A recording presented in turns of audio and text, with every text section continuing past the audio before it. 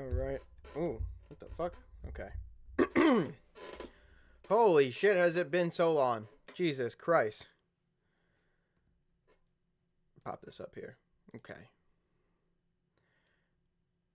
Well, oh, what the fuck? Okay. well. It's been a week. It's been about a week. Welcome to the Wrestling Pod. I'm your host, Carlito Santiago. Lewis is going to join us on Friday. We kind of switched the scheduling around. I know he's supposed to be here today, but again, we're going to do it Friday. He'll be there Saturday for the SmackDown summary. But today, since I'm on vacation, we had the June 16th episode of Monday Night Raw, where we were in the Resch Center in Green Bay, Wisconsin. All my cheeseheads out there, of course. You guys probably weren't impressed about what happened on Raw. The King and Queen of the Ring tournaments are just getting started after SmackDown saw 2 men and 2 women earn spots in the semifinals. Monday's show continued the build to the Night of Champions June 28th, while also addressing some of what went down at Money in the Bank. So, we kick things off with Liv Morgan wanting a title match against Io Sky. Before I get into this, please do me a favor, hit that subscribe button, comment down below, drop a like, and turn on those post notifications so you never miss a stream from yours truly. So, after the usual shots of superstars arriving at the arena, Liv Morgan and Dominic made their way to the ring. Kind of weird, right? Well, we saw a quick replay of Liv Morgan taking out Nikki Bella and talking some smack to her, while doing the same here. Talking trash about Bella, bragging about her accomplishments. It was a standard heel promo. She called out Io because she wanted a rematch for the championship that she never got. She never got the rematch for the championship. So it only took a few seconds for the Genius of the Sky to show up. Predictably, turned into a fight. After a back and forth exchange, it turned into, of course, Io Sky sending both Morgan and Dominic out of the ring. So it's clear that Morgan's positioned as the next challenger. This is a cookie cutter segment that helped get the feud going, but did little to make the storyline feel important. Great to see, and I agree. But it's not like Morgan's going to have an injury come in, right? I hope not. We got our first little fatal four-way, or I should say last fatal four-way quarterfinals. Ivy Niles, Stephanie Vakir, Raquel Rodriguez, and a returning Asuka. The women's division continued to be highlighted when Asuka, Niles, Rodriguez, and Vakir fought in the quarterfinal match in the Queen of the Ring tournament. Asuka and Vakir formed a temporary alliance to take out Niles and Rodriguez before they started to square up with each other. We returned from a break to see Vakir taking it to everyone. She spent a little time while controlling the pace until the Empress of Tomorrow tried to put her in a submission. The match lasted through 2 commercial breaks, which had plenty of time to work. All 4 women had their moments, but it felt like Vakir was the focus a bit more than everyone else. This was a solid performance with everyone involved. The biggest complaint had more to do with how WWE spaced out the commercials than anything that happened in the ring. And that's what I'm really kind of pissed off too. These fucking commercials, it's not that they don't take long, it's the fact that you don't space them out longer so you get to see, or you don't really give them any space. Like I've seen you cut a promo, and then before the first match can even get going, the first 10 minutes of a match can get going, you cut to a fucking break, right? Give us a match first. Rodriguez was about to get the win, but Ripley yanked her out and hit her with a riptide to roll her back in, only for Asuka to hit her with a hip attack. Asuka would pick up the victory here, and WWE should have left Asuka's spot as a mystery entrance, so her return felt more important than just spoiling it with a graphic of the tournament bracket. They did the same here with Jey Uso, but we kind of figured Jey Uso would be put in this, so that's usual. But Asuka should have been the mystery entrance for this one. What would come next is, of course, the return of a old motherfucker who should already be retired. Just stay retired. Well, after a quick backstage segment with the Judgment Day, as they continue to build some tension here in their group, Gunther came to the ring to celebrate winning the World Championship back from merch seller Jey Uso. The Ring General said that Uso was the better man at WrestleMania 41, which he was. But every other night, Gunther's untouchable. This led into what was next for the champ, but it seemed like the fans already knew it before he did. Goldberg. Goldberg. Oldberg. Oldberg. This old motherfucker showed up. And we figured that. So just to explain to you guys, that was dumb to have Gunther just take the title back. But this is the only way. You had Gunther win the title back so he could face Goldberg at a Saturday Night Main Event. Bravo, WWE. You did a great fucking job booking that up, you fucking bastards. So, Goldberg congratulated Gunther before telling him he would be challenging him for the World Championship at Saturday Night Main Event in Atlanta on July 12th. It's not going to be anything special, and it's not going to be covered by me because it's just a fucking NBC special. Nope, they just said, we're going to do it on an NBC special. We're not even going to fucking do it on a Night of Champions. We're not even going to fucking worry about it. So, yeah. You know what? Fuck this shit. C-. Changing the grade. C-. This wasn't a especially surprising segment, given how some of the rumors floating around were true. But at least it didn't overstay its welcome. They did less than 10 minutes to set this up. And that's something I can admire. I can admire a little setup there. So, okay. So maybe he gets a C+. Sure. C at best. Fuck you. C at best. Fuck Oldberg. Motherfucker should be retired and gone. WWE may be going too slow with Finn Balor leaving the Judgment Day. Maybe. He's just chuckling up a storm, seeing other people in the Judgment Day kind of get their fucking shits in. What came next, of course, was JD McDonough taking on AJ Styles in a singles match. Dominic Mysterio had told Finn Balor to stay in the back because he was unable to get the job done against Styles during their recent encounter. The Irishman pretended to agree with the decision, but was clearly enraged. So, to counter this, he said, okay, well, if I'm going to stay back here, Dominic, why don't you go out there and protect him? So he doesn't get fucking injured. Remember, because we've had that problem. So Styles brought the size and experience advantage into the contest. He was able to control the pace in an early moments before McDonough began fighting back. As the show went to a break, JD hit a big splash in the timekeeper's area. When we returned, the Phenomenal One was just beginning to mount some offense. So Dom tried to help with a distraction, but it wasn't enough to prevent AJ from hitting the Styles Clash for the win. Balor would then save Mysterio from taking a Phenomenal Forearm, and Styles posed with the IC title to end the segment. This would then later become Styles taking the title belt and giving it to Nick Aldis. And because he gave it back to Nick Aldis to give it back to Dominic Mysterio, he's going to get a title match because he had spoken to Adam Pearce, and Adam Pearce agreed. AJ versus Dominic at Night of Champions, including that because Bayley had walked by. Bayley will get a title match against Becky Lynch next week. But speaking of that, because we kind of already further, it's confirmed, just to confirm that. This is great at B+, and I think Styles and McDonough do have a lot of styles here, have a lot of chemistry. So I'd love to see more of AJ Styles and McDonough. Not criticizing, but I'd love to see more Styles and McDonough. They have, I watched their match. It was really fucking good. I again, skipped the fucking commercials, but their match was pretty fucking good. I hope to see Styles and Mysterio put on a great performance there too.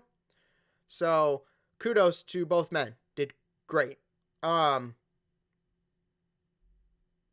B+, sticking with that. Speaking of this Bayley-Becky shit, the old rivalry has been renewed as Bayley came out to the ring to give a promo about how she does what she does for the fans, not for titles and accolades. She said Becky Lynch taking her out before WrestleMania has only made her stronger. The man eventually came out to respond and said the fans were happy to see her at Mania than they would have been with Bayley. Okay, fair point. Lynch agreed to defend the women's IC title against Bayley before taking a swing at her. She missed, so the role model knocked her down and kicked her out of the ring. This segment was pretty straightforward. They did a decent job setting it up. But it's doubtful anyone will be talking about the promo after the show. Well, here I am talking about it. But as in the sense of going further and hypothetically speaking of that Becky's probably not going to, Bayley's not going to walk out with a victory. Whatever. The only thing I thought was funny was Lynch wearing fucking Chicago Bears gear and her husband being proud of it. All right. Time for some seriousness. Remember how I mentioned Morgan's not going to get injured? Well, speak of the devil. The next match featured Morgan taking on Kairi Sane. As Zayn took Morgan down with a move, the two-time women's world champion immediately grabbed her shoulder and rolled out of the ring. It appeared to be a legitimate injury. Zayn was walking around waiting for the referee to check on her, so the show just cut to a break, instead of having the referee throw up the X sign. So for any of you guys know who've watched wrestling for a very long time, or is very new to this, you'll understand. So if you are new to wrestling, your new way now is they'll cut to break and they'll tell you what really happened. But for those who watched wrestling back then, the referee is supposed to check on the superstar. If they are good, they will throw up a... is it a fist? If they're good, they'll throw up a thumbs or a fist. If they are injured, like legitimately injured, they will throw up an X. And the X means they have to close out the match. Now, Vince, obviously, this was something during Vince's era, which you'd had the X and they throw it up like you can't keep going. So they would immediately do this. Here, they decided, well, people already probably know about the X shit, the X call from the referees. So we're just going to we're just going to go to a break and then come back and tell you what happened, which they did. We returned to find out that the match was called off due to Morgan being injured. So again, prayer and condolences to Liv Morgan. Hopefully she gets I'm hoping for a speedy recovery. Again, I'm not a dickhead about this. Like, you got injured, you know?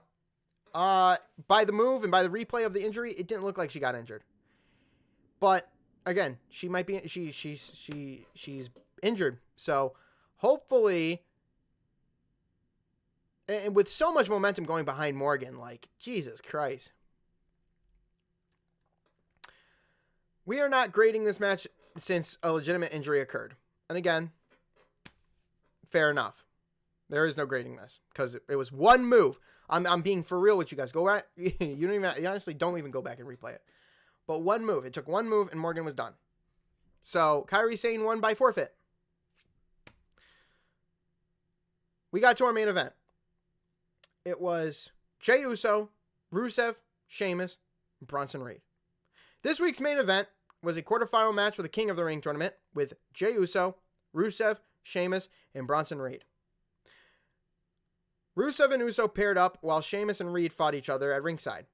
Jey was giving up a lot of size to the Bulgarian as he had his ribs taped up to sell an injury, so it felt like he was at a big disadvantage. The Celtic Warrior and the Bulgarian Brute eventually had their standoff before unloading on each other with strikes. Even though he was outweighed and overpowered by everyone in this match, Uso still managed to stay competitive. All four guys worked hard to make sure this was the best match of the night. So, follow along with me because things are going to get a little bumpy. Braun Breaker showed up to prevent Uso from hitting a splash onto Reed. Check. Sami Zayn would show up to stop Breaker, but Breaker would take him out. Penta would show up and he would take out Breaker. Reed was about to go for the top rope for a tsunami on Jey Uso. LA Knight throws him off the top rope. Check. And this allowed Uso to hit 2 Uso splashes for the 1-2-3 victory. So Uso advances in the tournament with Cody, with Sammy, with Randy. But it wouldn't end there because Seth Rollins would show up, wanting to add insult to injury. But before he could even do that, the American Nightmare showed up. Cody Rhodes showed up at the end and had a stare-off with his bitter rival, Seth Rollins. This segment fell a little bit too crowded. So Uso won. This is great at B. And yeah. Now, before this match, of course, Karrion Kross and Sami Zayn had a backstage moment. So, or segment, confrontation, whatever you want to call it. For some reason, Paul Heyman was carrying the Money in the Bank briefcase out there instead of Rollins being there with it. It was kind of weird to have that happen.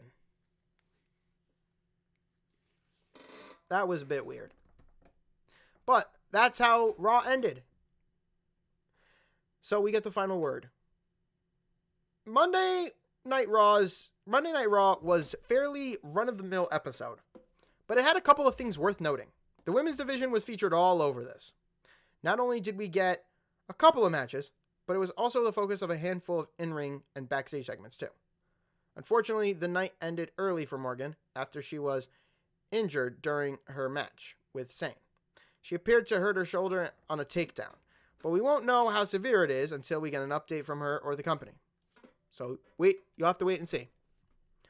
Asuka advancing in the Queen of the Ring tournament felt like the right call, especially since Rodriguez got her own feud with Ripley to worry about. Styles and McDonough put on a fun match, but the King of the Ring bout served as the main event, provided the most excitement to the show. The showdown between Goldberg and Gunther well received in the arena, but we will have to wait another month, or almost a month, for their title bout. Why even set it up now? Unfortunately, Raw as a whole felt smied by an abundance of commercial breaks. So it's hard to get invested in a match when you only get a few minutes of action at a time. This show was great at B-, and I have to agree. This show did feel run-of-the-mill. This show did feature a lot of women. This show did have, it's crazy. But you know why they had a lot of women. They had a lot of women because they're going to fucking do Evolution. That's the next big pay-per-view. And it's on a Sunday in Atlanta. So, yeah, they're going to make Evolution feel big. Saturday main event has got big with Gunther taking on Goldberg. And we only have 4 matches for Night of Champions. So, I honestly don't want this to feel like a short episode, but yeah, this kind of is a short episode of, the Raw review. Fucking, personally,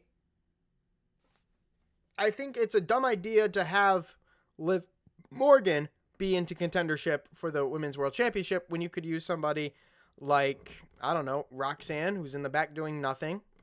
You could provide something like Stephanie. You could provide some ounce of fucking your talent to heels. I mean, this is what happens when you have a babyface champion. You need heels to fucking make them feel worth something, and you don't have those.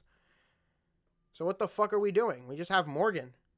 Then you got Becky Lynch and Bayley running around the fucking mid-card doing with the women's IC champion. Make that feel important. I don't know. Morgan getting injured now kind of almost sets up fucking her and Raquel's match for the women's tag team titles against the Bella Twins hinder, because what are we going to do there? She's out with an injury. What's next? What are you going to do? You're going to have Roxanne Perez team up with Raquel? That's probably what they're going to do.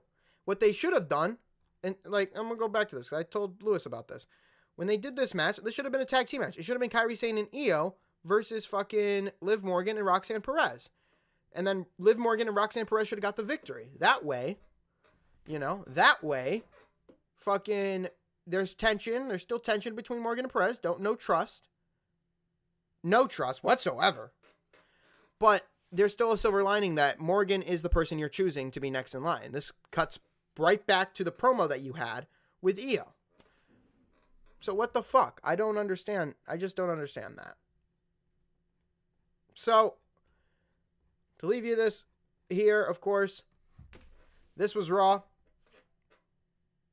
I don't know what else to tell you. But we'll be back Saturday for the SmackDown summary with Lewis here, because he'll be here. Next week, I'm clearly back to work, but I will be here again for the Raw review of next week. And, of course, the predictions video and the review of Night of Champions. And then, of course, I will be setting up for Evolution, because Evolution does count as a pay-per-view, and Saturday Night Main Event does not. So, I hope you guys have a good week. I'm going to enjoy my vacation while it lasts, and I will see you guys on Saturday.